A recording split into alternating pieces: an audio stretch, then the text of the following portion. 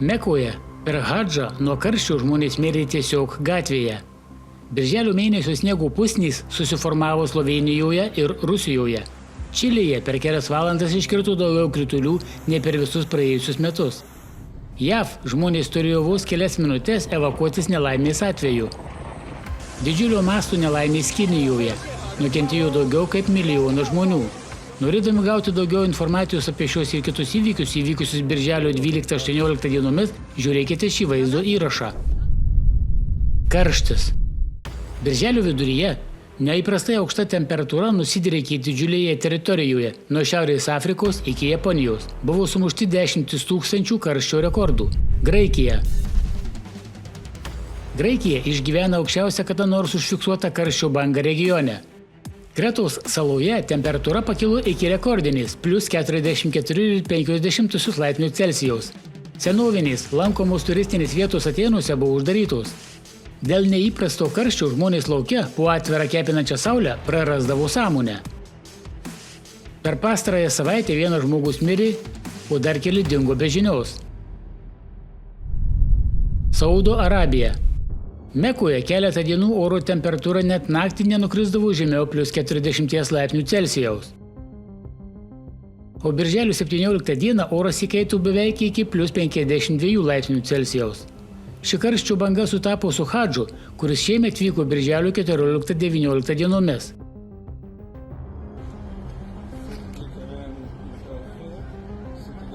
Per šį laikotarpį mirė daugiau nei 1000 žmonių.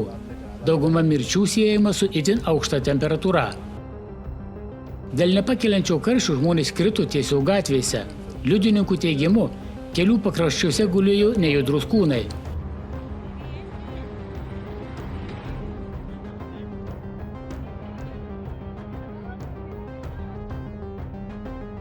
Greitoji pagalba negalėjo susidoroti su dideliu iškvietimų skaičiumi. Situacija atrodė kaip pasaulio pabaiga. Apie 2700 piligrimų patyrė šilumos smūgį ir buvo nuvežti į vietinės ligoninės. Rusija. Birželio 15 dienos popietę Krosnodaro srities pakrantės rajonus apėmė blogas oras. Anapus mieste greitai užliejo gatves ir šaligatvius. Lietaus kanalizacija pradėjo veikti priešingą kryptimi. Netoli mažojo Utrišo kaimo praūžė didelis viesulas. Novorosijske lijo ištisinė srovė susimaišiusia su didelė 5-6 cm skersmens kruša. Gatvės virto upėmis, viešasis transportas sustojo. Įlankoje susidarė vandens viesulai. Rajevskojos kaime žaibas trenkė į elektros pastotę. Be elektros liko viso kaimo apylinkės. Jakutijoje įvyko tikra gamtos anomalija. Birželio 12 dieną Saskilach kaime temperatūra viršijo 26 laipsnius Celsijaus, o tai 11 laipsnių viršyje vidutinę normą. O jo birželio 15 dieną temperatūra nukrito žemiau nulio, o iškritęs sniegas suformavo 10 cm aukščio sniego pusnis. Šis gamtos reiškinys suglumino vietos gyventojus. Slovėnija. Birželio 13 dieną panašus netipinis reiškinys įvyko ir Slovėnijoje. Aukščiausios šalies meteorologijos stoties Kredarica rajone staiga iškrito sniegas. Slovėnijos meteorologai socialiniuose tinkluose pasidalijo vaizdais apie sniegą birželį. Kinija. Birželio 13 dieną Kinijos šiaurės rytus užklupo ekstremalios oro sąlygos. Harbino mieste tornadas nutraukė elektros linijas, sukeldamas pliūpsnį ir gaisrą. Hebėjaus provincijoje buvo pastebimos retos perkūnijos ir stiprus vėjas. Domingo apygardoje vėjo jėga pasiekė 1 kategorijos uragano stiprumą. Vėjo gūsiai išvertė daug medžių, padarė daug žalos pastatams, nutrūko vandens ir elektros tiekimas. Potvyniai užklupo kelias Kinijos provincijas. Nukentėjo daugiau nei 1 milijonas žmonių. Gausios liūtys Fundziango ir Guandongo provincijose sukėlė mirtinus potvynius ir nuošliaužas. Birželio 19 dienos duomenimis žuvo mažiausiai 13 žmonių, o 23 dingo be žinios. Šanhango apygardoje Fundziango provincijoje birželio 16 dieną iškrito daugiau nei 230 mm kritulių ir viršijo istorinį didžiausią paros kritulių kiekį. Potvynis provincijoje sugriovė tiltus ir užtvankas. Per savaitę bendras kritulių kiekis provincijoje siekė 940 mm. Labiausiai nukentėjo Longjiango apygarda, kurioje per 12 valandų iškrito 411 mm kritulių. Guandongo provincijoje vandens lygis mažiausiai 17 upių viršijo kritinį lygį. Spartus vandens srautai sunaikino tiltus ir šimtus pastatų. Meidžou apygardoje gelbėjimo operacijose dalyvavo daugiau kaip 9000 žmonių. Jungtinės Amerikos valstijos. Birželio 12 dieną atogrąžų depresija atnešė neįprastai daug kritulių į pietų Floridą. Regione vietomis iškrito daugiau nei 630 mm kritulių. Keliai visame regione buvo užtvindyti, o pagrindinis 95 greitkelis buvo uždarytas. 3 tarptautiniuose oro uostuose buvo atšaukti 100 skrydžių. JAV nacionalinė meteorologijos tarnyba paskelbė retą ekstremalią situaciją dėl gyvybei pavojingo potvynio. Paskutinį kartą tai įvyko 2023 m. balandžio mėnesį. Potvynis tuomet buvo vadinamas šimtmečio įvykiu, o vos po metų vėl pasikartojęs vietos gyventojus privertė pulti į neviltį.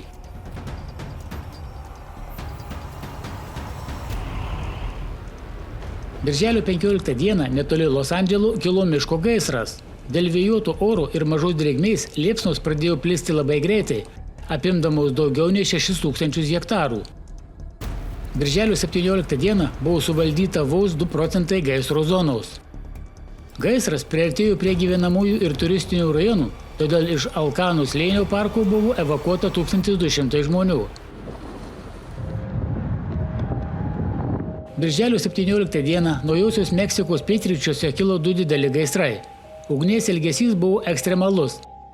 Liepsna siekė virš 30 metrų aukštį, o dėl stipraus vėjų jos plitimo sustabdyti nepavyko.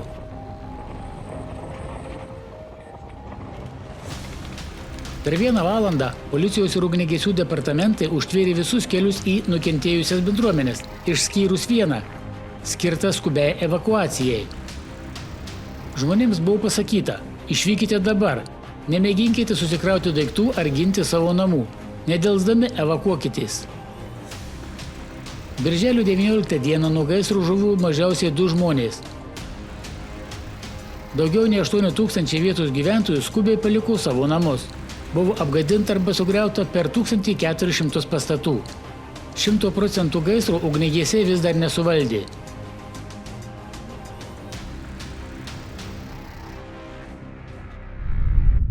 Dramblio kaulo krantas. Birželio 13-14 dienomis Adžibano miestą ir jo priemiesčius Dramblio kaulo krante užklupo stiprus lietus. Kai kur vos per 24 valandas iškrito 4 kartus didesnis nei įprastas kritulių kiekis. Mieste buvo apsemti keli kvartalai. Gyventojai buvo priversti lipti ant namų stogų ir kelias valandas laukti gelbėtojų pagalbos. Ugniagesiai ir gelbėtojai valtimis ir specialią įrangą drąsiai niro į vandenį, kad evakuotų žmonės iš pavojingų potvynio rajonų. Bindžervilyje nuošliaužos sugriovė namus, o gelbėtojai rizikavo savo gyvybėmis, kad ištrauktų aukas iš griuvėsių. Dėl potvynių ir nuošliaužų mažiausiai 8 žmonės žuvo, o 18 buvo sužeisti ir išvežti į ligonines. Ekvadoras. Birželio 16 dieną Ekvadoro gyventojai atsidūrė galingų audrų apsuptyje. Nelaimė nusinešė mažiausiai 10 žmonių gyvybės, o dar 11 dingo be žinios. 10 žmonių buvo sužeisti.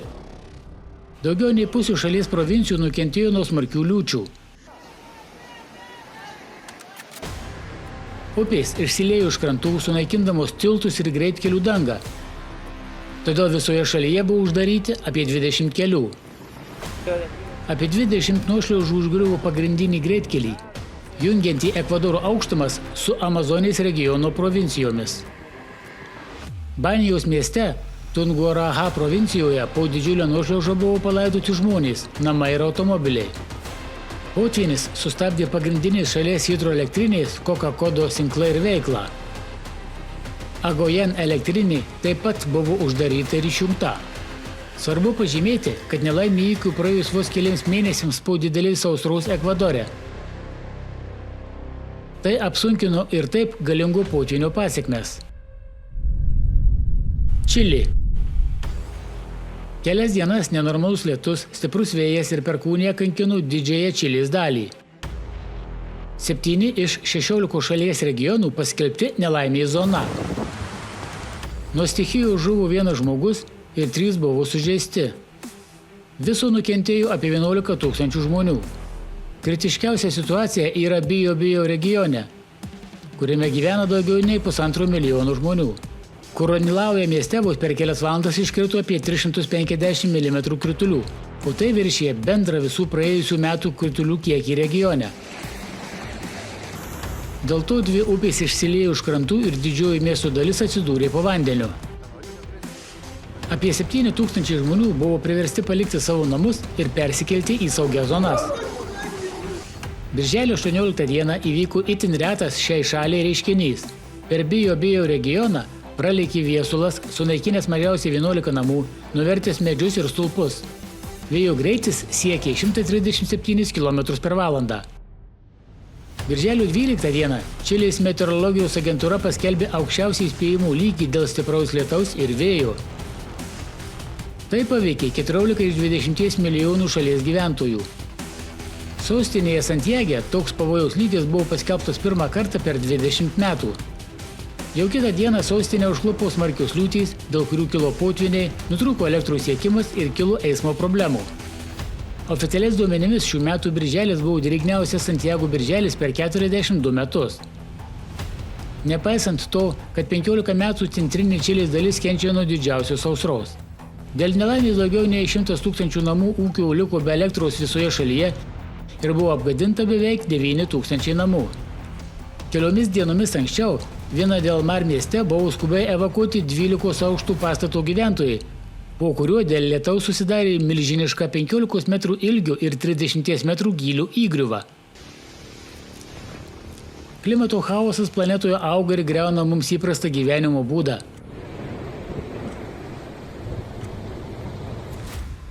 Vis daugiau teritorijų tampa netinkamos gyventi.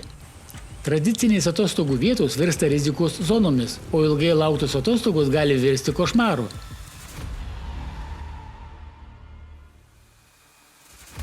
Tačiau daugelis žmonių to nenori pastebėti. Jie ir toliau gyvena kaip anksčiau, keldami pavojų ne tik savo, bet ir visai žmonijai. Kiekvienam žmogui būtina žinoti, kas vyksta su mūsų planeta. Abejingumas, tyla ir neveiklumas sukels pražūtingų pasekmių. Didėjančių kataklizmų problema turėtų tapti opiausia problema visame pasaulyje. Šį klausimą reikia kelti visose įmanomose platformose, kad politikai ir mokslininkai imtųsi veiksmų ir rastų sprendimą. Kad sužinotumėte daugiau, pažiūrėkite forumą Pasaulinė krizė atsakomybė. Žmonijos ateitis yra jūsų rankose.